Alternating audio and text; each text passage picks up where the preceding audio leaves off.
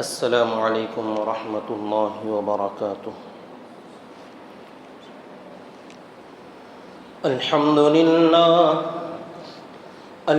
للہ نحمده ونستعینه ونستغفره ونؤمن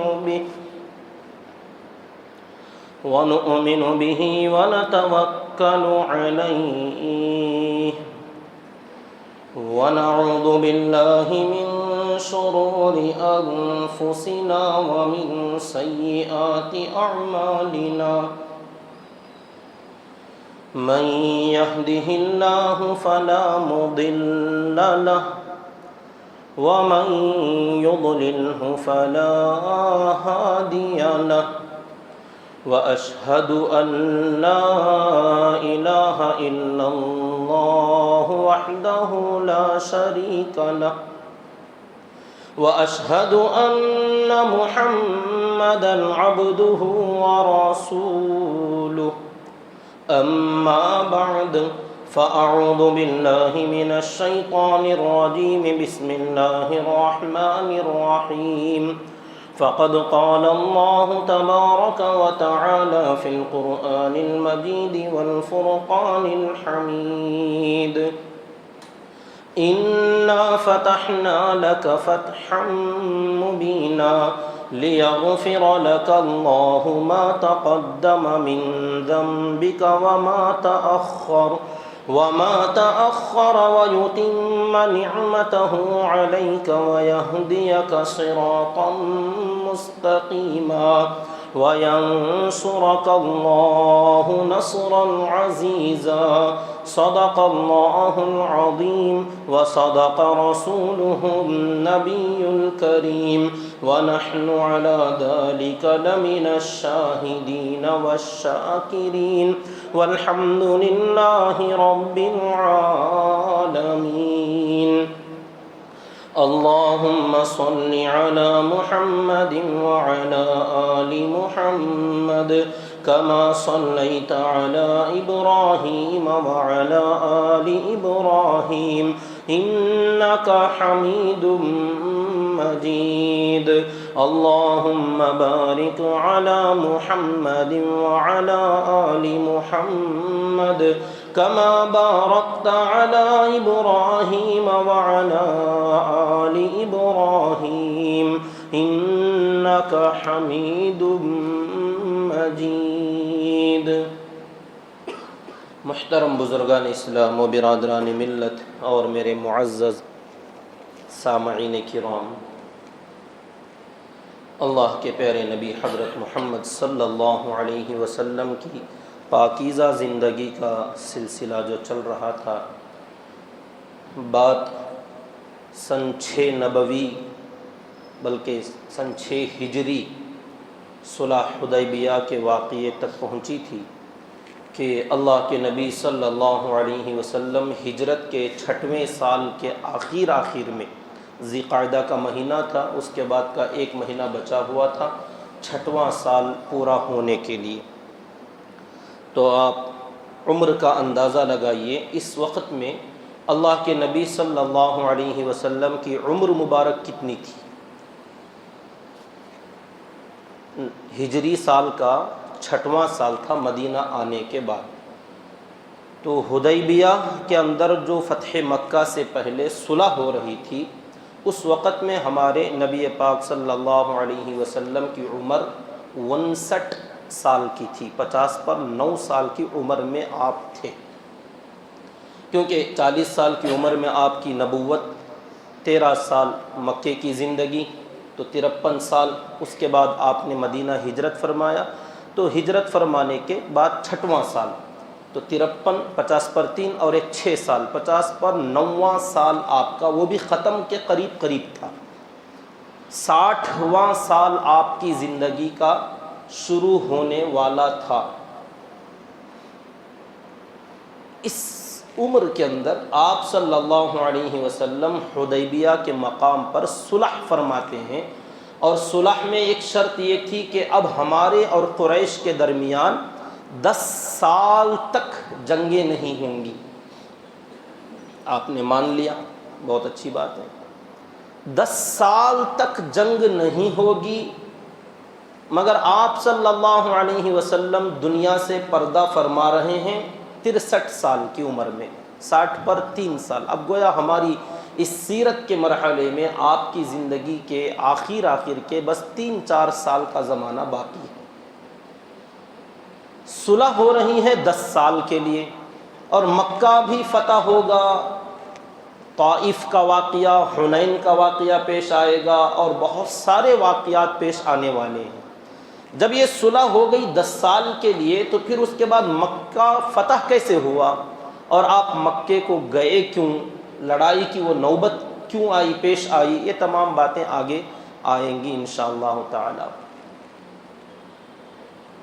تو یہ جو صلح آپ کر کے یہاں سے واپس مدینہ منورہ تشریف لے جا رہے ہیں، پچھلا جمعہ ہی میں نے عرض کیا تھا کہ اللہ تعالیٰ نے حضرات صحابہ کا اس صلح کے اندر کڑا امتحان لیا، زبردست آزمائش تھی، جو کہ جذبات کی، احساسات کی آزمائش تھی، کیونکہ اللہ تعالیٰ کا جو حکم ہے اطیعوا اللہ و اطیعوا الرسول، اللہ کی اور اللہ کے رسول صلی اللہ علیہ وسلم کی اطاعت کرو۔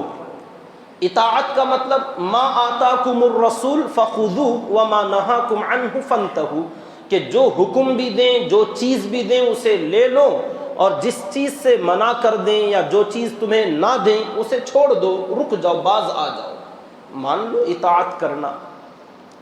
اب ہمارے لیے بھی حکم ہے اطاعت کا۔ اطاعت آدمی بہت خوشی سے، بہت اچھے انداز میں کسی کی بھی اس وقت تک کرتا ہے جب تک کہ اطاعت ایسے کاموں میں کرائی جائے جو آگے والے بندے کو بھی اچھا لگتا ہو، جو کام پسند ہو اور ایسا کام کرنے کو کہا جائے، اور جو کام پہلے ہی سے ناپسند ہیں ایسے کام سے منع کیا جائے مت کرو، تو آدمی بہت خوشی سے مان لیتا ہے۔ کیا بات ہے، جیسے امیر کبھی کہے اپنے ساتھیوں سے چلو بھی کھانا کھا لیتے ہیں، ٹھیک ہے، اس میں اب امیر صاحب کا حکم ہے، اور کیا ہمیں پسند نہیں ہے، پسند تو ہے ہی، چلو کھا لیتے، امیر کی اطاعت ہو گئی۔ اب کبھی کہیں جانے سے منع کر دیا، بہت دور دراز کا علاقہ ہے، وہاں جانے کے لیے کہا جا رہا تھا، امیر نے کہہ دیا کہ مت جاؤ۔ اب ان کو خود بھی پہلے ہی سے پسند نہیں کہ اتنا دور کون جائے گا، اب امیر نے بھی منع کر دیا، کہا چلو بہت اچھی بات، مان لیتے ہیں امیر صاحب آپ کی بات، کیونکہ پہلے ہی سے پسند بھی نہیں، اور جو حکم دیا جا رہا وہ پہلے سے پسند ہے۔ تو ایسی پسند اور ناپسند کی چیزوں میں جب حکم دیا جائے تو بندے کو، مأموروں کو مان لینا بہت اچھا لگتا ہے، بہت آسان ہو جاتا ہے۔ مگر اطاعت ایسی چیزوں میں دی جائے، حکم دیا جائے کہ جو چیز کرنے کو دل چاہتا ہے، جو کام کرنے کو من کرتا ہے، اور منع کر دیا جائے کہ یہ مت کرنا، اور جو کام نہیں کرنے کا من کر رہا ہے اس کا حکم دیا جائے کہ یہ کرو۔ اب اس میں اطاعت اور فرما برداری مأموروں کے اوپر بہت شاق گزرتی ہے، بھاری پڑتا ہے کہ اب کیسے مان لیں۔ جیسے کسی مولانا نے بیان میں کہا کہ اللہ کے نبی صلی اللہ علیہ وسلم میٹھا تناول فرمایا کرتے تھے، کھجور وغیرہ، تو میٹھے کی سنت تو بہت سارے لوگوں کو بہت اچھا یاد بھی ہے، بہت مزہ بھی آتا ہے، کیونکہ خود بھی پسند بھی ہے نا۔ تو میٹھا کھانے کی اگر سنت کہی دی جائے تو بہت سارے لوگ بڑے آسانی سے، بڑے مزے سے عمل کر لیں، اور اگر کہا جائے ہمارے نبی صلی اللہ علیہ وسلم کی سنت ہے داڑھی مبارک، پسند نہیں آتا، کہ ویسی سنتیں بتائی جائیں جو ہمیں اچھی لگتی ہوں۔ اب اطاعت تو اسی کا نام ہے کہ جو پسند ہو وہ بھی اور جو ناپسند ہو وہ بھی، جب کرنے کو کہا جائے تو کرے، اور جب رکنے کو کہا جائے تو رک جائے، چاہے آپ کو کتنا ہی اچھا کیوں نہ لگ رہا ہو۔ برتھ ڈے منانا، سیلیبریٹ کرنا، کوئی فنکشن منانا جس کی شریعت اجازت نہیں دیتی ہے اور آپ کے دل میں اس کی بہت چاہت ہے، شریعت منع کرتی ہے اور بندہ کہے رک جاؤں گا، یہ ہے اطاعت۔ اب حضرات صحابہ کرام رضی اللہ تعالی عنہم ہر ایسی چھوٹی بڑی چیزوں میں اپنی طبیعت کے خلاف بھی جو بہت ساری چیزیں تھیں، اطاعت کرتے جا رہے ہیں، مگر حدیبیہ کے مقام پر جو امتحان ان کا لیا گیا، جو اطاعت ان سے کرائی گئی، وہ یہ تھی کہ اللہ کے نبی صلی اللہ علیہ وسلم جو کر رہے ہیں وہ تمہاری پسند کے خلاف ہے، تمہاری مرضی کے خلاف، تم جو نہیں چاہتے ہمارے نبی وہ کر رہے ہیں، اور تمہارے لیے حکم ہے کہ تم مان لو، اطاعت کرو۔ اب حضرات صحابہ نے اطاعت تو کر لی، یعنی خاموش رہے، خلاف تو نہیں گئے، لیکن اطاعت کا اعلیٰ درجہ یہ ہوتا ہے کہ جو تم کر رہے ہو تمہارا دل بھی اس پر مطمئن ہو، دل میں بھی کوئی ذرہ برابر غم، غصہ، نفرت، ناپسندیدگی کا اظہار نہ ہو۔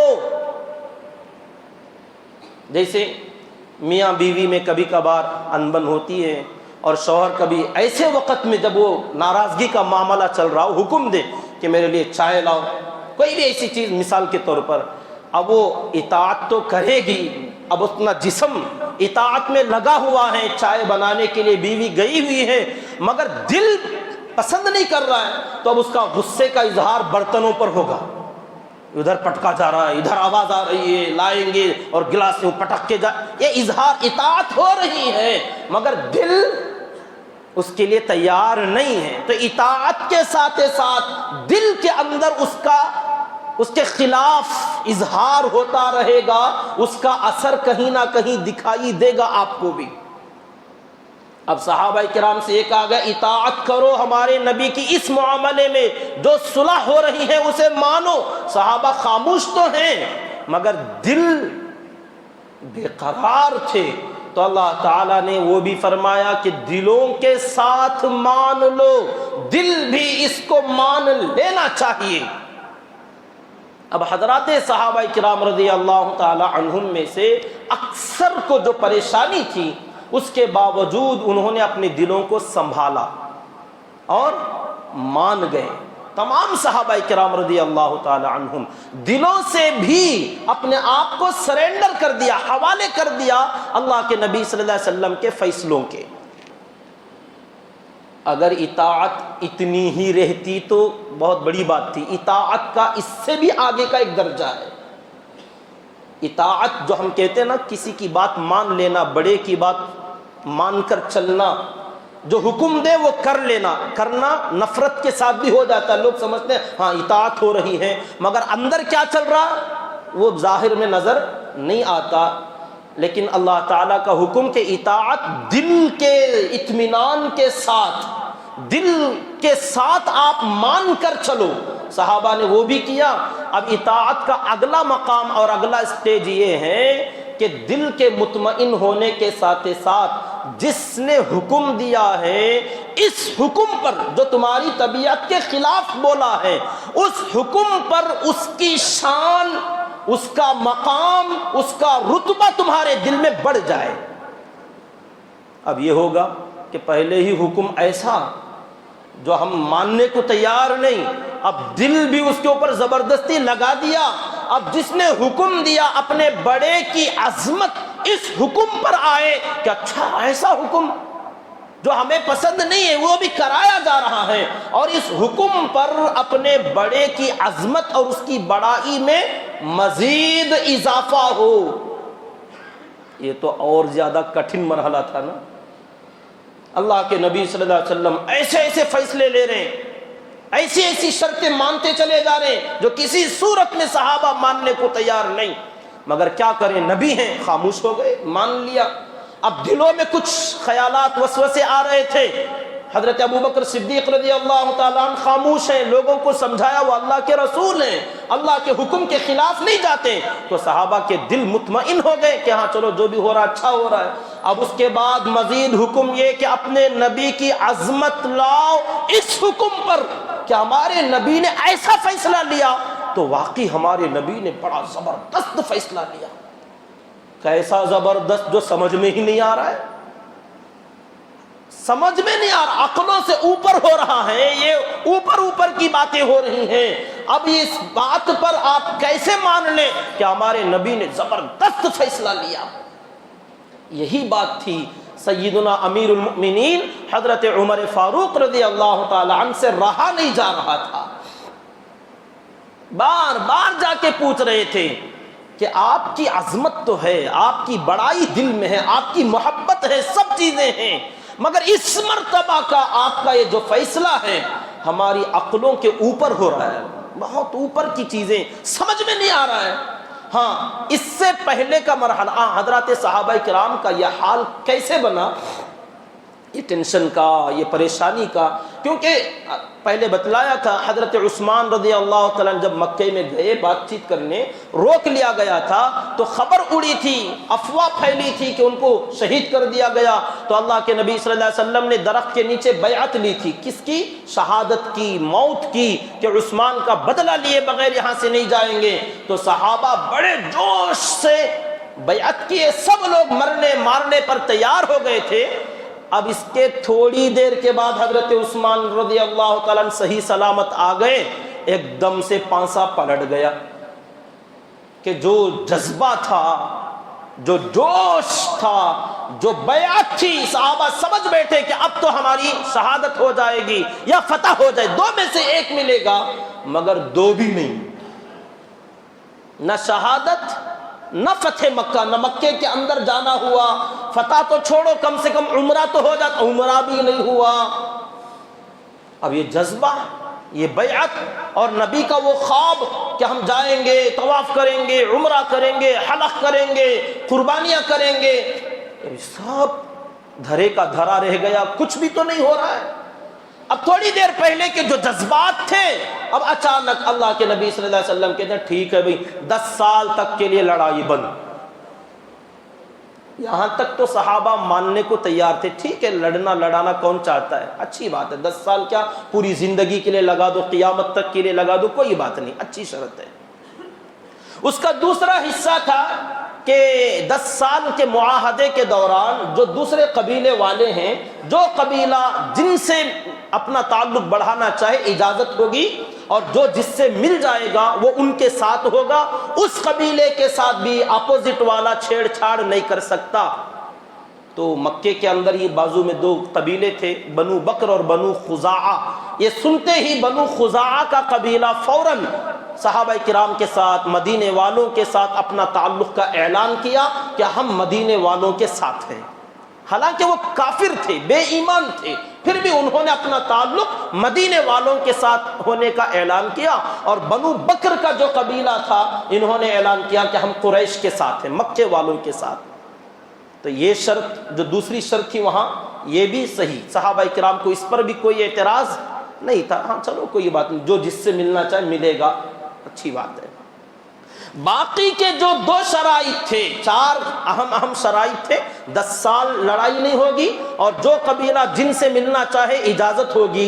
اب اس کے بعد کے جو 2 شرائط تھے کٹھن، یہ صحابہ سے ہضم نہیں ہو پا رہے تھے۔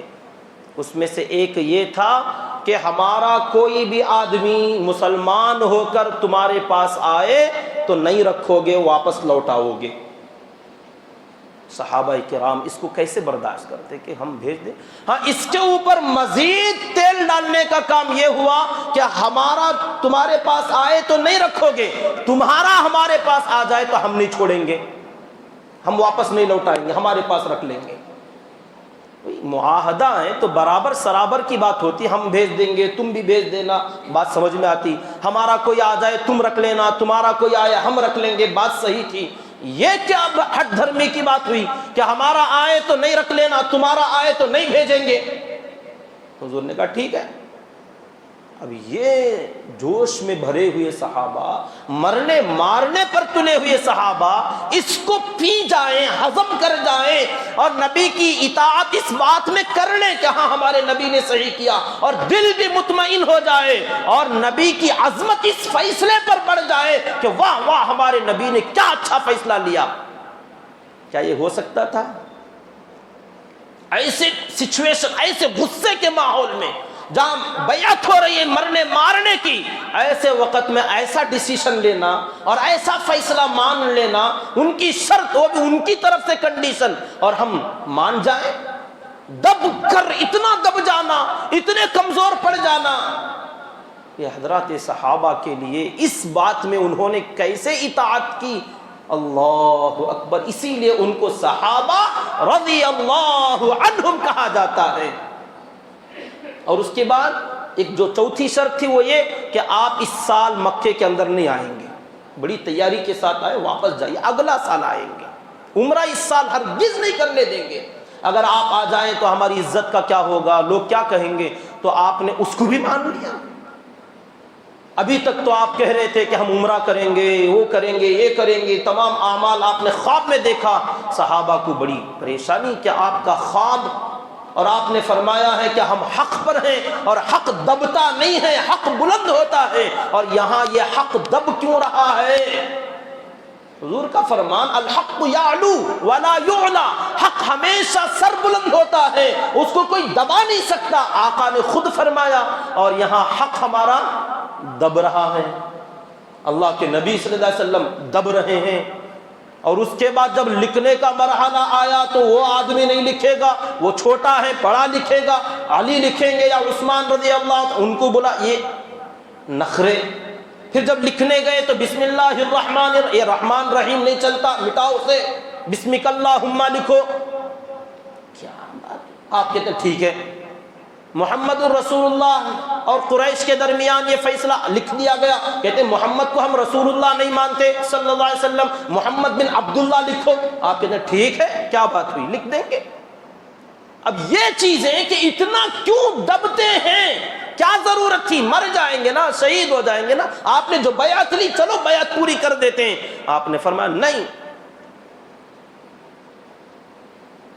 چند دن پہلے کا واقعہ, ہمارے شہر کے اندر کچھ فرقہ پرست لوگوں نے ایک احتجاج کیا, ہماری مسلمانوں کے خلاف طرح طرح کے بھاشن دیے, نعرے بازی ہوئی, شیر میسور ٹیپو سلطان شہید رحمۃ اللہ علیہ کے خلاف نازیبا کلمات کہے گئے. اس موقع پر بھی بہت سارے لوگوں سے ہماری ملاقات, نوجوانوں سے بالخصوص, کوئی فون پر, کوئی بالمشافہ ملاقات, اور اس کے اندر لوگوں کا ایک ہی وہی غم غصہ. آپ اندازہ لگائیں, تقریباً ایسا ہی حال کہ اب ہم کیا کریں, مولانا لوگ, آپ لوگ کیا کر رہے ہیں, کیا ایکشن ہوگا اس کا, ریاکشن کیا ہوگا, فیصلہ کیا ہے, بولو ہم کیا کریں. کچھ نہیں, رہنے دو, ہونے دو جو ہو رہا ہے, اس کا ٹینشن مت لو. اب جو ٹینشن میں بھرا ہوا ہے اس کو اگر ایسی بات کی جائے, کچھ لوگوں نے تو ڈائریکٹ اور بہت سارے لوگوں نے تو انڈائریکٹ ہم کو گالیاں بھی دی, برا بھلا بھی کہا. ڈائریکٹ تو اتنا سخت نہیں, کیا بھی کرتے چ نہیں, ہمارے بڑے لوگ کہاں ہی.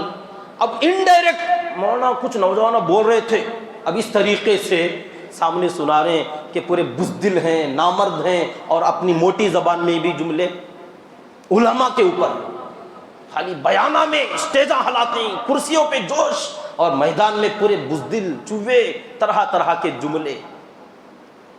آپ اندازہ لگائیے اتنی چھوٹی سی حالت میں میرے اور آپ کا یہ حال تھا, تو وہاں حضرات صحابہ کا کیا بنا ہوگا. اندازہ لگائیے حالات کے اوپر, آپ اس کو قیاس کیجئے. اتنی چھوٹی سی حالت میں کتنے لوگوں کے حالات, جذبات ایسے تھے کہ مرنے مارنے کی باتیں ہو رہی تھیں, سوچ تھے, پلاننگز تھے کہ ہم بھی کچھ کریں گے, ہم بھی مظاہرہ کریں گے, پتہ نہیں کیا کیا کریں گے. لیکن بڑوں کی طرف سے کوئی فیصلہ نہیں, کوئی اس کا جواب نہیں. تو لوگوں نے بڑوں سے, نوجوانوں نے خاص کر اپنے علماء سے, اپنے بڑوں سے ناراضگی اور شدید مخالفت دلوں کے اندر, زبانوں پر بھی, اور آپس کے مذاکروں میں تو حد سے زیادہ ہی ہو گیا ہوگا. یہ سمجھنے کی ضرورت ہوتی ہے کہ ایسے مواقع پر بہت سوچ سمجھ کر قدم اٹھانا پڑتا ہے.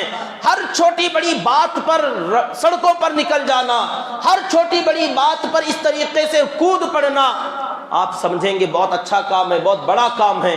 لیکن اگر کبھی ایسا ہوتا ہے تو اس کے پیچھے کے جو نتائج نکلنے والے ہیں, ایک دور اندیش آدمی جو ابھی دیکھتا ہے, وہ کم فہم آدمی ابھی اس کو سمجھ میں نہیں آتا. کیا حالات بنیں گے, کبھی موقع ملے تو انشاءاللہ تفصیل کے ساتھ عرض کروں گا, ابھی اس کا موقع نہیں ہے, ورنہ آپ سمجھیں گے پتہ نہیں کہاں کہاں کی چھوڑ رہی چپ کے. تو ضرورت نہیں ہے. آگے حالات جب آئیں گے، اللہ نہ کرے نہ آئے، کبھی ایسا موقع آیا، ایسا ٹاپک آیا تو انشاءاللہ تفصیل کے ساتھ بتلاؤں گا کہ ہمارے اکابرین، ہمارے بڑے، ہمارے مقتدی، ہمارے پیشوا، ہمارے اساتذہ ایسے نازک مواقع اور مراحل پر کوئی ٹھوس فیصلہ، کوئی اہم اعلان کیوں نہیں کرتے اپنی طرف سے؟ اس کی بہت ساری حکمتیں ہیں، اس میں راز ہیں.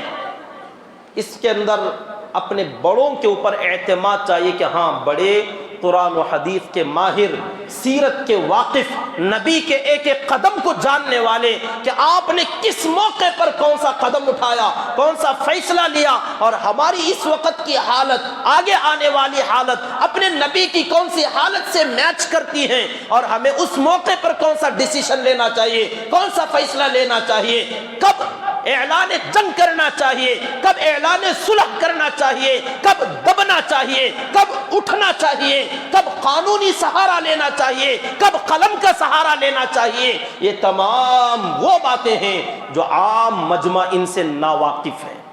ان کو تو بس ایک ہی چیز سوار ہوتی ہے کہ مرنا مارنا، کوئی احتجاج، کوئی دھرنا پردرشن، جیسا سامنے والے کا ایکشن اس کا ریاکشن ویسا ہی.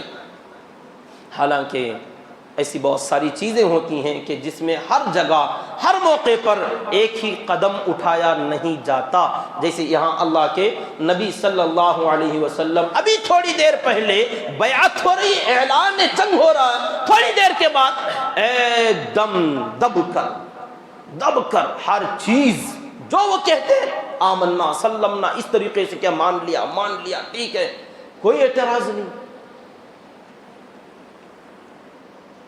اب حضرت عمر فاروق رضی اللہ تعالیٰ عنہ کے بارے میں جو ہم نے تفصیل سے بتلایا کہ بار بار یہاں پوچھتے رہے، جب واپسی ہو رہی تھی سورہ فتح اللہ نے نازل فرمایا، اے نبی جی ہم نے آپ کو فتح مبین، کھلی فتح عطا فرما دی. جبکہ یہاں فتح ہی نہیں ہوئی، اندر گئے بھی نہیں. مکہ فتح تو کہاں ہوتا، اندر گئے عمرہ بھی نہیں کیے. اور ہماری ایک شرط کیا رکھتے، ان کی ہر شرط ہم مان کر آئے، ان کی ایک شرط کو ہم رد نہ کر سکے. اور اللہ فرماتے انا فتحنا لک فتحا مبینا، اے نبی جی ہم نے آپ کو کھلی کامیابی عطا فرما دی. تو واقعہ آپ نے یہ سورہ سنایا، حضرت عمر فاروق رضی اللہ عنہ آ کے پوچھتے پھر سے، افتح ھذا، کیا یہ فتح ہے، یہ جیت ہے؟ آپ نے فرمایا ہاں. جب اللہ فرماتا ہے تو کیا یہ جیت نہیں؟ تو حضرت عمر فاروق رضی اللہ عنہ فرماتے ہیں اس کے بعد میں تھوڑا اپنے کنٹرول میں آنے لگا، سوچنے لگا کہ اللہ کے نبی صلی اللہ علیہ وسلم نے جو فیصلہ بھی لیا وہ آپ کا اپنا نہیں تھا، اللہ کے حکم سے تھا. کوئی آیتیں حضور نے نہیں سنائی تھی کہ اللہ نے فرمایا ہے ڈیل کر لو، ہر شرط مان لو، کوئی آیت نہیں اتری تھی. آپ کرتے جا رہے ہیں. واپسی میں اللہ فرماتے ہم نے تمہاری فتح کر دی. اب سمجھ میں آیا آپ صلی اللہ علیہ وسلم کو اللہ کا حکم تھا ایسا کرنے کا. اچھا اگر اللہ ہی کا حکم تھا بھی تو اللہ نے ایسا کرنے کو کیوں کہا؟ اتنا دبنے کو، اتنا ان کی ماننے کو، ہر شرط قبول کرنے کو اللہ نے کیوں کہا؟ اب وہ احکم الحاکمین ہے، عزیز حکیم، زبردست بھی ہے، بڑی حکمت والا، بڑی پلاننگ والا بھی ہے. اب وہ حکیم کوئی فیصلہ لے، فعل حکیم از حکمت خالی نہ باشد. حکیم کا کوئی بھی کام حکمت سے خالی نہیں ہوتا. انجینئر کوئی بھی فیصلہ لے تو پلاننگ کے بغیر نہیں ہوتا، کیونکہ وہ پڑھا ہی وہ ہے، اس کے پاس خزانہ ہی اس کا ہے. وہ جو فیصلہ لے گا، وہ جو حکم دے گا، وہ بڑی پلاننگ کے ساتھ دے گا. اب اللہ الیس اللہ باحکم الحاکمین، کیا اللہ احکم الحاکمین نہیں ہے؟ وہ حکم دینے والا جب کوئی حکم دیتا ہے تو حکمت سے بھرا ہوا حکم ہوگا. اب یہاں کیا حکمت تھی؟ حضرات صحابہ فرماتے ہیں مدینہ چلے گئے تو بعد میں یہ حکمتیں کھلنا شروع ہوئیں. اسی لیے کہتے ہیں دور اندیشی جس کی نہ ہو. اللہ کے نبی صلی اللہ علیہ وسلم کی جو بصارت اور بصیرت تھی، آپ کی جو فہم تھی، آپ کی جو پہنچ تھی، ابھی آگے آنے والے حالات کو ابھی سے بھانپ لینا اور دیکھ لینا، سوچ لینا، سمجھ لینا، یہ چاہے وہ حضرت امیر المؤمنین عمر فاروق رضی اللہ تعالیٰ عنہ کیوں نہ ہوں، کہ جن کے بصیرت پر، جن کی سوچ پر اللہ تعالیٰ آیتیں اتارا کرتے تھے، مگر ایک موقع ایسا آیا کہ اتنی بصیرت والے عمر فاروق رضی اللہ تعالیٰ عنہ بھی دھوکہ کھا گئے۔ اس جگہ پر ان کو بھی ایسا لگا کہ یہ شاید غلط ہو رہا ہے، نعوذ باللہ، بول نہیں سکے، لیکن سوالات تو وہی تھے۔ خود فرماتے ہیں کہ اسلام میں آنے کے بعد سے میں کبھی شک میں نہیں پڑا، مگر اس ایک موقع پر تھوڑا مجھے شک شروع ہو گیا تھا۔ پھر فرماتے ہیں اس کے بعد جب مجھے سمجھ میں آیا کہ یہ کتنا بہترین کام ہوا تھا، اس کی حکمتیں، اس کے راز ظاہر ہونے لگے، تو مجھے بڑا قلق ہوا، بڑی شرمندگی ہوئی۔ اس کے تدارک میں، اس کے توبے میں حضرت عمر فاروق رضی اللہ تعالیٰ عنہ فرماتے تھے کہ میں نے اپنی زندگی میں اس ایک دن کی غلطی کی وجہ سے اتنی توبہ کیا، اتنی توبہ کیا، جب بھی مجھے یاد آتا فوراً وہ واقعہ یاد آتے ہی کوئی چیز ہوتی تو اس کی تلافی میں توبے کے لیے کچھ صدقہ کر دیتا، موقع ہوتا 2 رکعت نماز پڑھ لیتا، رات میں یاد آ جاتا تو فوراً توبے کے لیے اگلے دن نفل روزے کی نیت کر لیتا۔ اور ایسا صرف 1-2 دن نہیں، کہتے مرتے دم تک پوری زندگی کا عمل تھا۔ اے اللہ اس دن کی غلطی کو معاف کر دے جو میں نے کیا۔ کئی مرتبہ اس کے توبے کے لیے اللہ کیا غلطی ہوگی صدقہ کر ڈالا، پھر کبھی یاد آیا پھر صدقہ کیا، پھر صدقہ توبے کے لیے۔ اور کبھی نماز کا وقت ہوتا، نوافل پڑھ سکتے تھے، یاد آیا اے اللہ 2 رکعت توبے کی نماز پڑھتا ہوں، صلاۃ التوبہ، اس غلطی کے لیے۔ اور رات میں یاد آ جاتا، اگلے دن نیت کر لیتے کل کا روزہ ہے، کل کے اس گناہ کی، اس غلطی کی معافی کے لیے۔ پوری زندگی توبہ کرتے رہے۔ پھر آخر میں فرمانے لگے اتنی توبہ میں نے کی ہے، مجھے امید ہے کہ اللہ اب مجھ سے راضی ہو گیا، اللہ نے میری اس غلطی کی معافی کر دی ہے۔ حالانکہ اللہ نے تو پہلے ہی اعلان کر دیا، اس واقعے کے ہونے سے پہلے جو بیعت ہوئی تھی نا، اللہ نے اس بیعت پر فرمایا لقد رضی اللہ عن المؤمنین اذ یبایعونک تحت الشجرہ، جس وقت درخت کے نیچے آپ سے ایمان والے بیعت کر رہے تھے، اسی بیعت کے موقع پر اللہ ان سب سے راضی ہو گیا۔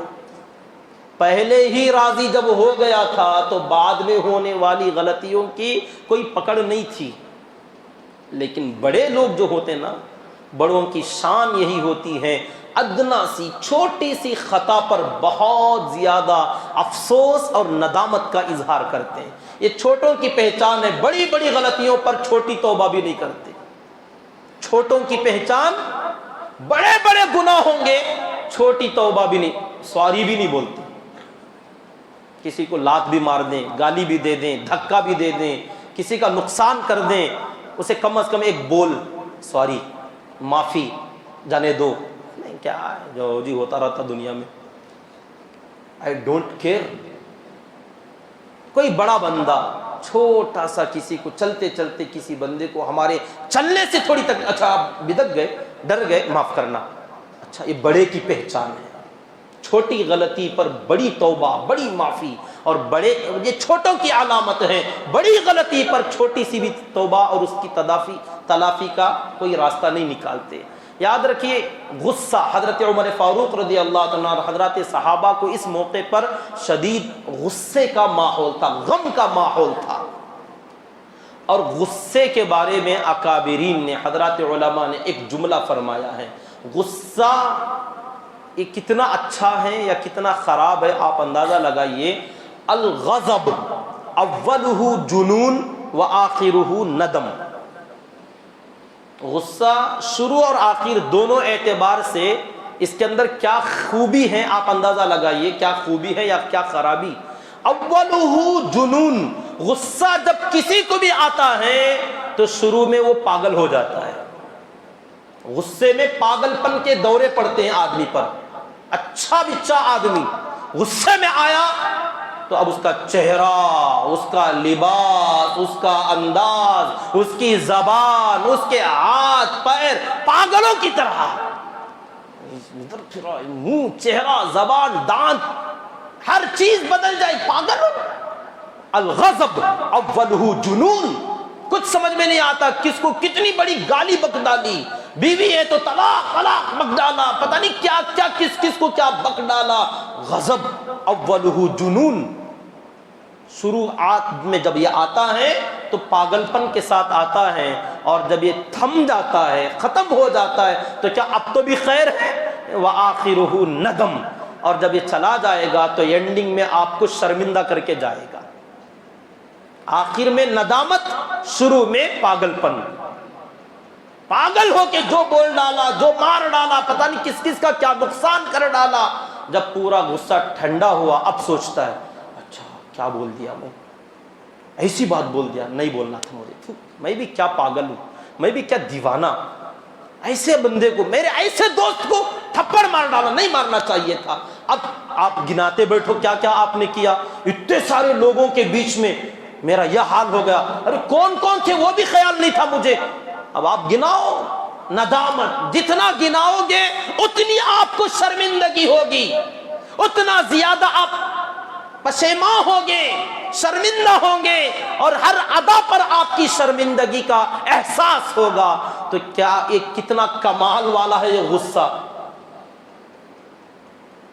تو اس سے ہر بندے کو پرہیز کرنا چاہیے، اللہ تعالیٰ سے پناہ مانگتے رہیں اللہ تعالیٰ کی کہ یہ چیز اللہ تعالیٰ ہم سب کی اس سے حفاظت فرمائے۔ یہ جب آتا ہے تو جنون سوار ہوتا ہے، اور جب جاتا ہے تو شرمندہ کر کے جاتا ہے۔ اس وقت میں لیے ہوئے فیصلے، بندہ پھرتا ہے حضرت میں طلاق طلاق بولا، غصے میں تھا کیا کروں، چھوڑ دو، ٹھنڈے ہو گئے تو چھوڑ دو، کیا کر سکتے ہو۔ فیصلوں پر ندامت ہوگی، شرمندگی، پوری زندگی کا پچھتاوا ہوگا تمہارے غصے کے مرحلے کے فیصلوں پر۔ حضرت عمر فاروق رضی اللہ تعالیٰ یہی فرمایا کرتے تھے، پوری زندگی مجھے اس کا افسوس تھا، جب بھی یاد آتا میں توبہ کرتا۔ شرمندگی جب ہوگی اسی کا نام توبہ ہے کہ میں نے غلط کیا۔ میرے حال حضرت امیر المؤمنین عمر فاروق رضی اللہ تعالیٰ نے جو فرمایا، بعد میں ہماری سمجھ میں آیا کہ اس میں سے ایک ایک ادا پر اللہ کے نبی صلی اللہ علیہ وسلم کے کیا راز تھے۔ آپ کو بھی اگر جاننا ہو تو تھوڑا سا اشارہ کرتا چلوں۔ ہمارے نبی صلی اللہ علیہ وسلم نے حدیبیہ کے موقع پر قریش کے سامنے جو شرائط آپ نے مان لیا، کون سی شرط کس کے فیور میں تھی، کنڈیشنز قریش کے حق میں کون سے تھے اور ہمارے حق میں کون کون سے تھے، اگر آپ اندازہ لگائیں 10 سال تک جنگ نہیں ہوگی، جو جس کے ساتھ ملنا چاہے ان کے ساتھ مل جائے، اس سال آپ لوگ عمرہ نہیں کریں گے، اگلے سال آئیں گے 3 دن رہیں گے، ہتھیار نہیں لائیں گے، فلاں کنڈیشن جو تھے، اور جو ہمارا آئے گا اسے واپس بھیج دینا، جو تمہارا آئے ہم واپس نہیں بھیجیں گے، اور جو لکھائی کے اندر جو انہوں نے گستاخیاں کی، وہ تمام چیزیں اگر آپ غور کریں، پہلے تو ہمیں بھی یہی لگتا تھا کہ بہت غلط ہو رہا ہے یا نعوذ باللہ ایسا نہیں ہونا چاہیے تھا، لیکن آگے اندازہ لگائیے اللہ کے نبی صلی اللہ علیہ وسلم نے جو کیا۔ سب سے پہلی بات، ان لوگوں کا 10 سال تک کے لیے صلح کا ہاتھ بڑھانا یہی پیغام تھا کہ تم ہار گئے۔ کیوں؟ قریش وہ تھے جو ایمان والوں کو اور صحابہ کو ان کی موجودگی کو بھی نہیں مانتے تھے، کہتے یہ بھی کوئی لوگ ہیں، ارے یہ غلام فقیر، ہماری قوم میں کچھ جن کا مقام نہیں، ایسے چند لوگ ایمان میں آئے، ان کا دین زیادہ دن نہیں چلے گا، دیکھ لینا یہ سب بھاگ کے آ جائیں گے۔ اور ان کو ڈرایا، دھمکایا، مارا، پیٹا۔ حبشہ جب ہجرت کر کے گئے تھے وہاں بھی آئے تھے کہ یہ ہمارے کچھ وہ لڑکے ہیں، غلام فقیر ہیں، محتاج ہیں، یہ کچھ اپنا بھٹک کر دوسرا دین اختیار کیے، ان کو ہمارے ساتھ بھیج دیجئے۔ اور لوگ یہی کہتے تھے کہ ہمارے دین میں واپس آ جاؤ ورنہ تم کو ختم کر دیں گے، فلاں ان کے جو نعرے تھے، گویا اسلام کا اور مسلمانوں کا وجود وہ لوگ ماننے کو تیار نہیں تھے کہ تم لوگ ہو بھی، ارے تمہارا کیا حساب، تمہارا کیا شمار۔ اور جب ہجرت کر کے مدینہ چلے گئے تو اب بھی وہی خیال تھا کہ یوں جائیں گے اور مدینے میں چڑھ کر کچل کر آ جائیں گے، خاتمہ کر ڈالیں گے ایمان والوں کا۔ بدر میں، احد میں، خندق میں مجمع لے کر آئے اور خیال یہی تھا کہ چند مٹھی بھر لوگ ہیں، جائیں گے اور ختم کر ڈالیں گے۔ آج تک ان کے خیالوں میں یہی تھا۔ جب مکے میں دین شروع ہوا اس وقت سے لے کر 6 ہجری تک، 13 سال کا مکے کا زمانہ اور یہ 6 سال، 19 سال تک اسلام شروع ہو کے اب تک گزرا تھا وقت، اس وقت تک وہ لوگ مان نہیں رہے تھے کہ نبی بھی کوئی ہیں اور ان کے ماننے والی بھی کوئی قوم ہے، مسلمان بھی کوئی جماعت ہے، ماننے کو تیار نہیں تھے۔ آج صلح کا ہاتھ بڑھانا یہ اشارہ تھا کہ ہم مانتے بھی ہیں اور ایسا مانتے ہیں کہ آپ لوگ ایسے موجود ہیں کہ آپ کو ہم مٹانا تو کیا ہٹا بھی نہیں سکتے، اس جگہ سے ہم آپ کو ہٹا بھی نہیں سکتے، بس ہم اسی طریقے سے آپ سے ڈیل کرتے ہیں کہ امن کا، صلح کا، آپ ہمارے ساتھ دوستی ہاتھ بڑھائیے اور مان جائیے۔ تو اللہ کے نبی صلی اللہ علیہ وسلم نے سب سے پہلے مان لیا، ٹھیک ہے صلح ہو جائے گی، اب 10 سال تک جنگ نہیں ہوگی۔ تو اس میں اشارہ تھا کہ اتنے بڑے سورما، اتنے بڑی طاقتور قریش جو اپنے آپ کو کسی کے سامنے، کوئی کسی کو بھی اپنے سامنے ہیچ سمجھتے تھے، کسی کو خاطر میں نہیں لاتے تھے، مسلمانوں کا تو سوال ہی کیا، مگر آج ان لوگوں سے صلح کا پیغام بھیجنا یہ پیغام تھا، یہ اشارہ تھا کہ ہم آپ کو بھی مانتے ہیں کہ آپ بھی ہیں اور آپ بھی بہت کچھ ہیں۔ راز سمجھ میں آیا؟ صلح کا پیغام دینا ہی ان کی ہار تھی کہ مان گئے، ہمیں مٹانے والے تھے نا، ختم کرنے والے تھے نا۔ آج کیا نوبت آئی کہ اتنے بڑے پہلوانوں کے سینے جھک گئے اور ہاتھ بڑھایا تو صلح کا، ٹھیک ہے۔ پھر اس کے بعد یہ کہنا کہ جو جس کے ساتھ ملنا چاہے مل جائے، تو یہ اشارہ تھا، اللہ کے نبی صلی اللہ علیہ وسلم نے مان لیا، ٹھیک ہے بہت اچھی بات۔ کیوں؟ کیونکہ یہ جو قریش ایمان کے پھیلنے میں کانٹا بن رہے تھے، رکاوٹ بن رہے تھے، ہمیشہ ان کے ساتھ ٹکر، جس کی وجہ سے اطراف و اکناف والے مل نہیں سکتے تھے، آ کے اسلام کو دیکھ نہیں سکتے، پرکھ نہیں سکتے، ہمارے ساتھ میل جول نہیں کر سکتے۔ اب ان کا یہ کہنا جو جن کے ساتھ ملنا چاہے مل جائے، اب راستے سے یہ کانٹا ہٹ گیا، ان کی رکاوٹیں ختم ہو گئی، یہ سنگ میل تھا، راستے کا روڑا تھا، پتھر تھا، انہوں نے خود سے ہٹا ڈالا کہ اب ہم تمہارے درمیان نہیں آئیں گے، جو ملنا چاہے آپ سے ملے، کوئی بات نہیں۔ آپ نے فوراً مان لیا، اللہ بہت اچھی شرط ہے، اب لوگوں کے آنے کا راستہ کلیئر ہو گیا۔ صحابہ کی سمجھ میں بعد میں آیا یہ سب، اللہ کے نبی صلی اللہ علیہ وسلم سنتے ہی کہتے مانتے، ہاں ٹھیک ہے 10 سال جنگ نہیں، ٹھیک ہے کوئی بات نہیں، جو جس سے ملنا چاہے تمہارے سے ملنا مل جائے، کوئی بات نہیں، اور جب اس کے دل میں آئے گا اس کو دیکھنا ہے وہ ادھر آئے گا، کوئی رکاوٹ نہیں، تم بھی نہیں روکو گے۔ آپ نے مان لیا۔ ہاں 2 شرطیں جو تھیں جو ہمارے خلاف جا رہی تھیں، اب یہ دونوں شرطیں قریش نے یہ سمجھا کہ وہ ہمارے لیے ہے، 10 سال لڑائی نہیں ہوگی، جو جس سے ملنا چاہے، وہ ان کے فیور میں تھا ہی نہیں، قریش کے حق میں دونوں شرطیں نہیں تھیں، انہوں نے رکھ دیا تھا، آپ نے مان لیا۔ اچھا باقی کی 2 شرطیں ان کی طرف تھیں؟ نہیں۔ اللہ کے نبی صلی اللہ علیہ وسلم سے یہ کہنا کہ ہمارا کوئی تمہاری طرف آئے تو واپس بھیج دینا، اور تمہارا کوئی آئے تو ہم نہیں بھیجیں گے، ان کی بزدلی کو بتا رہا تھا۔ ہم اتنے کمزور ہو گئے، ہم اتنے ڈرپوک ہو گئے کہ ہمارے لوگ ادھر آتے گئے تو ہمارا کیا ہوگا، نہیں واپس بھیج ڈالنا سوچو۔ آپ صلی اللہ علیہ وسلم نے فرمایا خوشی سے، تمہیں اپنے لوگوں پر اعتماد نہیں، تمہاری اپنی فوج پر تمہارا بھروسہ ختم، اور ہمارا اعتماد اتنا کہ ہمارا کوئی بھی آ جائے آئی ڈونٹ کیئر، لے لینا، جو جماعت ہے ہماری وہی کافی ہوگی۔ ہمارا اعتماد، ہمارا بھروسہ ہماری جماعتوں پر نہیں ہوتا، افراد پر نہیں ہوتا، میجارٹی پر نہیں ہوتا۔ کم من فئۃ قلیلہ غلبت فئۃ کثیرہ باذن اللہ، کتنی چھوٹی چھوٹی ٹکڑیاں بڑی بڑی جماعتوں کے ڈانٹ کھٹے کر ڈالے اللہ کے حکم سے، اللہ کی مرضی سے۔ ہماری میجارٹی کی اور مائنارٹی کا کوئی سوال نہیں، کوئی آتا ہے جانے دو۔ آپ نے یہی تو فرمایا جب صحابہ نے پوچھا ہمارا کیسے چھوڑ دیں گے، آپ نے فرمایا وہ ہمارا تھا ہی نہیں جو جائے گا، اور جو ہمارا ہوگا وہ جائے گا کیوں؟ آج بھی ایک گیا ہوا ہے، بہت چرچوں میں ہے، ہمارے بہت سارے لوگ پریشان ہیں، پریشانی کی کوئی ضرورت نہیں، ایسے اور بھی جائیں گے۔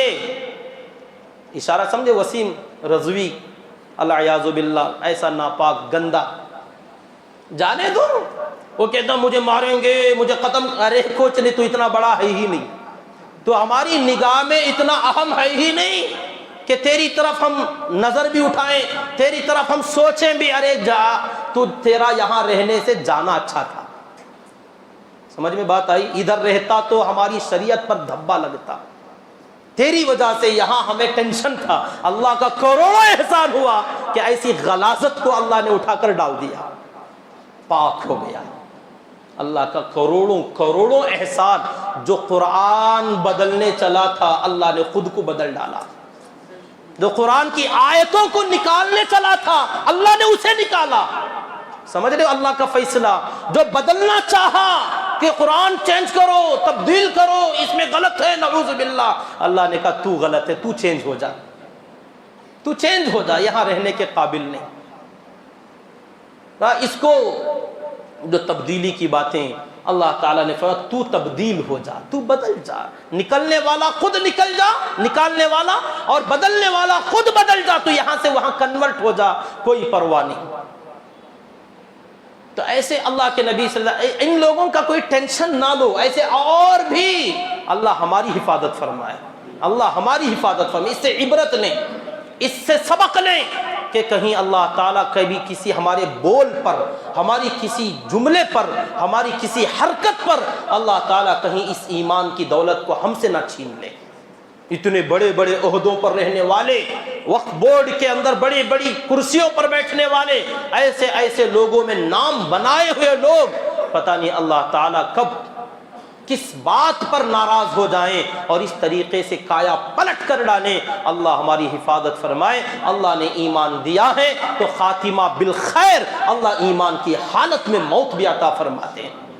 یہ ہمارے لیے عبرت، سگنل، سبق۔ تو اللہ کے نبی صلی اللہ علیہ وسلم نے بھی فرمایا جو جانے والا ہے وہ ہمارا تھا ہی نہیں، وہ منافق تھا، غیر تھا، جو کسی وجہ سے اب پھنس گیا تھا، اس کو تو جانا ہی تھا، جانے میں بہت لیٹ کر ڈالا۔ اور ان کو بھی سمجھنا چاہیے جنہوں نے لیا، وہ خوش ہو رہے، ایک آ گیا، ایک آ گیا۔ ارے آپ سوچو، جس کی عمر تقریباً 50 سال کے قریب لگ بھگ ہے، اتنے سال تک جس دھرم میں رہا، وہ اتنے سالوں میں اس کا نہیں ہوا، اب تب میں آیا ہوا تمہارا کیا بنے گا؟ یہاں رہ کر اس قرآن کو، اس دین کو اتنا اس نے پریشان کر ڈالا، آگے نمبر تمہارا ہے، تیار رہو، تمہاری پریشانی کا ناک کا کانٹا بنے گا یہ۔ تمہیں بھی تھوڑا اس سے عبرت لینا چاہیے، تم کو بھی تھوڑا پریشان کرنے کے لیے آیا ہوا ہے، وقت لگے گا، چند دنوں کے بعد ظاہر ہوگا، اس کی اصلیت کبھی چھپتی نہیں۔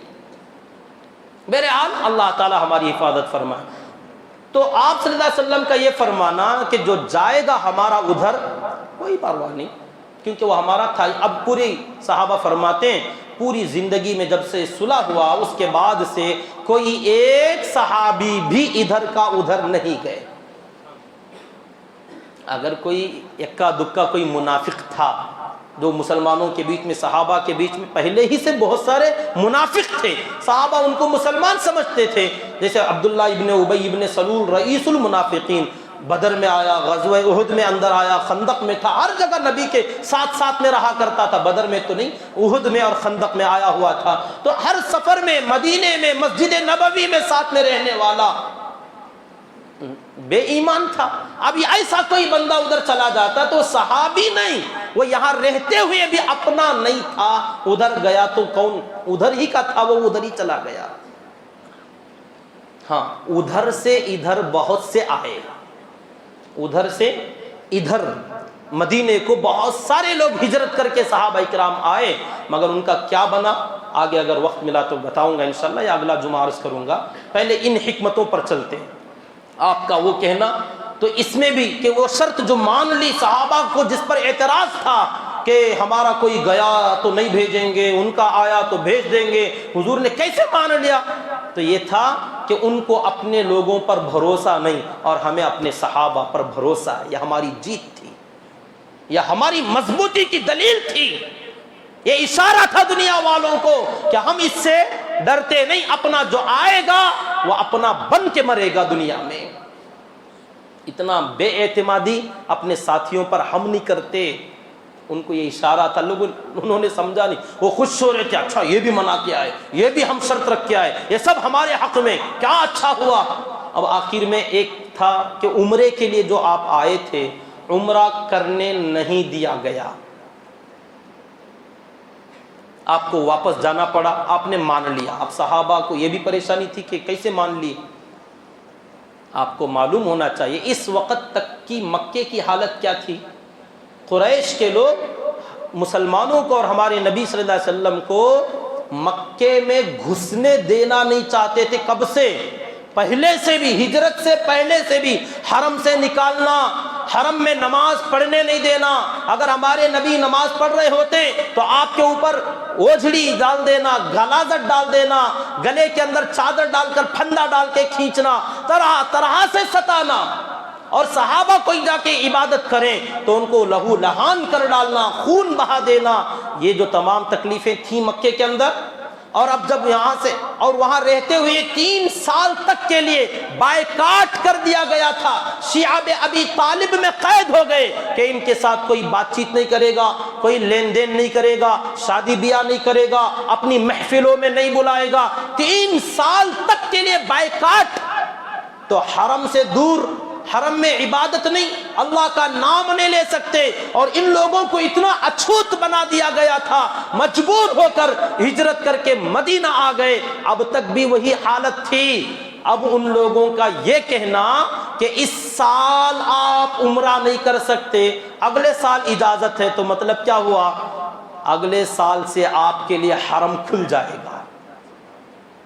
فتح تھی کہ شکست، جیت تھی کہ ہار؟ ارے آج تک روک تھا، دروازے بند کہ نہیں آ سکتے، نہیں آ سکتے، داخلہ منع۔ اب کہتے ہیں یہ سال ایک برداشت کر لو، اس ایک سال واپس چلے جاؤ، اگلا سال آؤ ہم ویلکم کریں گے۔ فتح تھی کہ شکست؟ نبی نے کہا ٹھیک ہے مانتا ہوں۔ صحابہ کیوں مان گئے آپ؟ سمجھتے نہیں ہو، جیت ہے یہ۔ ان لوگوں کی تھوڑا ذہنی کیفیت تو دیکھو نا، پاگل ہوئے جا رہے وہ لوگ، سمجھ نہیں رہے کیا شرطیں رکھ رہے۔ ارے ہر شرط میں تمہاری ہار ہے، ہر شرط میں تمہاری بزدلی ٹپکتی ہے، ہر شرط میں تمہاری کمزوری ہے، اور ہر شرط کے ماننے میں ہماری بہادری، ہماری جیت، ہماری فتح، ہماری ہمت، ہمارا عزم، ہمارا استقلال، ہمارا صبر، ہماری ثبات قدمی نظر آتی ہے۔ کیا شان تھی میرے آقا کی، آپ نے جو ڈیسیشن لیا، جو فیصلہ لیا، دیکھنے میں دبنا تھا، حقیقت میں اٹھنا تھا۔ اور آگے چلوں، جب لکھنے کے لیے بلایا گیا کہ فلاں کو نہیں بلانا، ان کو بلانا، آپ نے کہا ٹھیک ہے۔ کتنی ہنسی آپ کو آئی ہوگی، آپ کو بھی ہنساؤں گا ابھی تھوڑی دیر کے بعد، آپ کو بھی ہنسی آئے گی جیسے اللہ کے نبی صلی اللہ علیہ وسلم نے اندر اندر ہنسا ہوگا۔ پھر وہ کہنا یہ بسم اللہ الرحمن الرحیم، رحمان رحیم نہیں معلوم، بسمک اللہم لکھیے، ٹھیک ہے مٹا دو بھائی۔ کہا محمد رسول اللہ، کیا محمد بن عبداللہ لکھنا، ٹھیک ہے مٹا دو بھائی۔ صحابہ پریشان۔ یہ کیسا ہے معلوم؟ یہ ایسا ہی ہے جیسے آج کل ہوتا دیوبند، نام چینج کرو دیورند، دیوبند نہیں ہوگا آپ سے نام، دیورند رکھیں گے۔ رکھ لو بھائی، ہم کہتے ہیں رکھ لو یار، کچھ بھی رکھو، کوئی بھی نام دے دو۔ ہمارے مولانا ارشد مدنی صاحب دعوت برکاتہم نے کہا دارالعلوم مدرسے کی وجہ سے دیوبند کا نام دنیا میں چمکا ہے، ورنہ دیوبند کوئی بڑی جگہ نہیں تھی، چھوٹا سا قریہ کھیڑا ہے۔ مدرسہ جب سے بنا تب سے اس جگہ کا نام پورے عالم میں پھیلا، پوری دنیا اس کو جاننے لگی، ایک چھوٹے سے کھیڑے قصبے کو۔ اور جب تم دارالعلوم اپنی جگہ پر ہیں تو اس کو دیورند بناؤ یا منگل بناؤ یا بدھ بناؤ یا جمعرات نام رکھو اس شہر کا، ہمیں کوئی پرواہ نہیں۔ یہ تمہاری کم عقلی، تمہارا ڈر، تمہارا اتاولا پن کہ آج ہم حکومت میں آئے ہیں، آج ہم نشے میں ہیں، ہمارے اوپر طاقت ہے، ستا ہے ہمارے ہاتھ میں، تو ہم ایسے کام کریں۔ کون سا بڑا کام یار، ایک نام تم نے چینج کر ڈالا تو کون سا بڑا جنگ، کون سی بڑی فتح آپ نے حاصل کر لی۔ تاج محل تیجو محل بنا دو، اس کی خوبصورتی کیا بدلے گی؟ دنیا قیامت تک یہی کہے گی بنانے والا شاہجہاں ہی تو تھا. تیجو محل بنا دو یا کوئی اور گھڑ دو، تم راجہ محل بنا دو، رانی محل بنا دو، کوئی پرواہ کیا، ہمیں کیا فرق پڑے گا. لوگ تو یہی کہیں گے بنانے والا مسلمان تھا. بریانی آیا تھا، یاد ہے؟ بریانی ہم ہندوؤں نے شروع کی تھی. یہ بریانی نہیں تھی، اصل میں بریا رانی تھی. سمجھے؟ آیا تھا، شاید آپ پڑھے نہیں. بریانی کا نام بدلنے پڑے تھے. ہم نے کہا اس کا نام ہٹ چٹنی رکھ دو، ٹیسٹ تو نہیں بدلے گا نا. وہی ہٹ چٹنی بول کر بریانی کھائیں گے، مزے میں فرق آئے گا. یار اس کو آپ کھٹا کر دو نام، کوئی بات نہیں، ہم تو بریانی کھائیں گے. نام بدلے تو ٹیسٹ بدلتا. کیا پاگل ہے. میں نے کہا نا ہنساؤں گا آپ کو. یہی آج دنیا میں جو چل رہا کہ نام بریانی کا بدلیں گے، تاج محل کا بدلیں گے، دیوبند کا بدلیں گے، فلاں روڈ کا بدلیں گے، فلاں گاؤں کا، علی گڑھ کا. بدلاؤ یار. ہمارے نبی صلی اللہ علیہ وسلم نے بھی کہا الرحمن الرحیم نہیں چاہیے، وہی بات نہیں، بدلو. یہ تمہاری کم علمی، تمہارا بھپرا ہوا ہونا، ڈرا ہوا ہونا کہ ہماری ہر بات میں یہ الفاظ کے پیچھے پڑتے نہیں دانا. غواص کو مطلب ہے گوہر سے نہ کہ صدف سے. غواص کو غوطہ زن تیراک جو ہوتا ہے وہ اندر جب جاتا ہے وہ سیپی اور اس کے اوپر کا خول جو ہوتا نا اس کے پیچھے نہیں پڑتا. اس کو تو مطلب ہوتا موتی سے، معنی سے مطلب ہے. تم الفاظ کے پیچھے پڑے ہو، الفاظ کے پیچھے پڑتے نہیں دانا. عقل مند لوگ یہ الفاظ کے چکر میں نہیں پڑتے. ایسا رکھے تو کیا ہوتا، یہ بولے تو رکھ لو. رحمان و رحیم، بسمک اللہم، اللہ ہی کے نام سے تو ہو رہا ہے. اور محمد الرسول اللہ، ہم نہیں مانتے رسول محمد بن عبداللہ. آپ نے فرمایا میں جہاں اللہ کا رسول ہوں عبداللہ کا بیٹا بھی تو ہوں.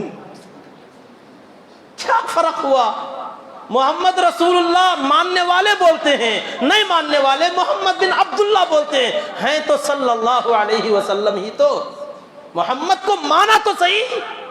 صلی اللہ علیہ وسلم. کتنی عقلوں کی گراوٹ تھی، کتنی چھوٹی ذہنیت تھی کہ آج ہمارا چل رہا ہے، آج ہم شرائط منا رہے ہیں تو ہم یہ بھی منائیں گے، ہم یہ بھی منوائیں گے، آج یہ بھی ہم پاس کروا لیں گے.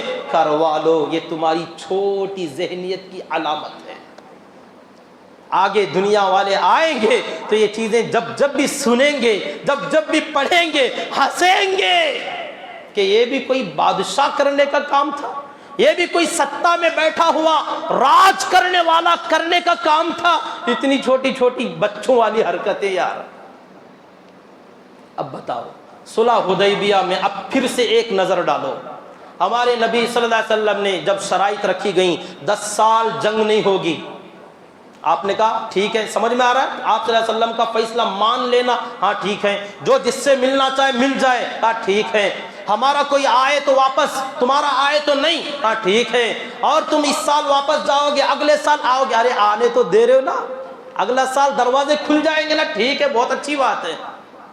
اور کا نام مٹاؤ، یہ مٹاؤ، ٹھیک ہے، سب ٹھیک ہے، سب ٹھیک ہے. تو حضرات صحابہ کرام کا تھوڑی دیر کے لیے غصے میں آنا، غم میں آنا، وہ آگے کے نتیجوں کو نہ جاننے کی وجہ سے تھا. اور اللہ کے نبی صلی اللہ علیہ وسلم کا مطمئن رہنا اور ان کی ہر بات کو مان لینا. آپ اس شرط کے پیچھے کا منظر دیکھ رہے تھے، اچھا اس کے پیچھے یہ ہے، اس کے پیچھے یہ راز ہے، اس کے پیچھے ان کی یہ شکست ہے، اس کے پیچھے ہمارا یہ عزم ہے، یہ ہماری جیت ہے. آپ صلی اللہ علیہ وسلم یہ فیصلے لے کے جا رہے ہیں اور اللہ نے آیت نازل فرمائی، ہم نے آپ کو فتح دے دی نبی جی، آپ جیت گئے. ایک سفر میں، پہلے زمانے کا سفر تھا، لوگ جنگلوں سے جایا کرتے تھے، ایک قافلے کے اندر ہر طرح کے لوگ ہوتے ہیں، اپنے بھی، پرائے بھی، غیر مسلم بھی. ایک یہودی مسلمانوں کے ساتھ میں بہت سارے لوگ جو ہوتے ہیں سب چل پھرا کرتے تھے، سفر میں ایک ساتھ سفر کرتے تھے. ایک یہودی کے پاس تھوڑا پانی کے مشکیزیں بہت تھے، پانی کے وہ تھوڑا ایکسٹرا رکھ کر لایا تھا. لوگ اکثر 1-2 مشکیزیں پانی کے رکھتے ہیں، تھوڑا تھوڑا کر کے پی لیتے ہیں، اور کہیں راستے میں چشمہ کنواں کہیں مل گیا تو اس میں بھر لیتے ہیں. ایک ایسا سفر تھا جس کے اندر اس راستے میں بہت دور دور تک پانی نہیں مل رہا تھا. ایک یہودی کے پاس 2 چھاگل بھر کر پانی موجود تھا اور باقی لوگوں کے پاس جو تھا سب کا ختم ہو گیا. بیابان تھا, دھوپ گرمی کی شدت. اب لوگوں نے اس یہودی سے پانی پوچھا, بھئی تھوڑا سا, جب وہ پی رہا تھا, ہمیں بھی دے دو تاکہ حلق تھوڑا بھگو لیں, تر کر لیں, 2-4 گھونٹ دے دو.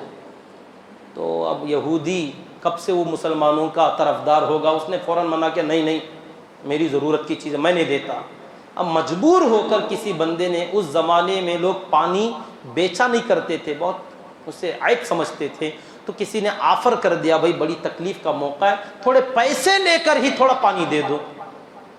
ایک مالدار آدمی درمیان میں تھا, اس نے کہا ایک کام کرو, پورے قافلے کو پلانا ہے, 1 چھاگل ہمیں بیچ دو, یا اور اگر دے سکتے ہو تو 2 کے 2 بھی دے دو, پیسے جو مانگو گے تو دے دیں گے. تو اس نے سمجھا بڑا اچھا موقع ملا ہے, تو اس نے فوراً اتنی قیمت بتائی کہ 1 چھاگل پانی 100 درہم میں دوں گا.